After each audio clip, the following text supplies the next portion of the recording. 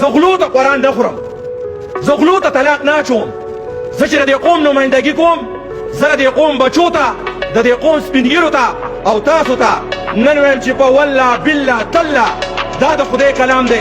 ما دې دا قرآن ووایي که زه په هېڅ قسمه منشیات په کاروبار کې زه مولوي شم. ما دې دا قرآن ووایي که ما په هېڅ قسمه نه بازاره خراب بازاره ومې خور بس پرېږده. ما دې دا قرآن ووایي که ما د هېڅ قسمه منشیات په روش ډیلر سپورټ کړی.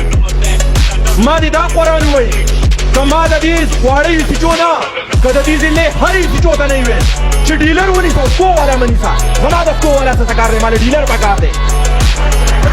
او بیا دا تپوس کوم چې دا کومه په سټیټ باندې ولاړ دي. نن ما قرآن وښوم تاسو ته او زه درته وایم چې زه په 300 باندې طلاق اچوم چې دا ما کومه خبره کړله دا کیسه په دې کې دروغ نشته.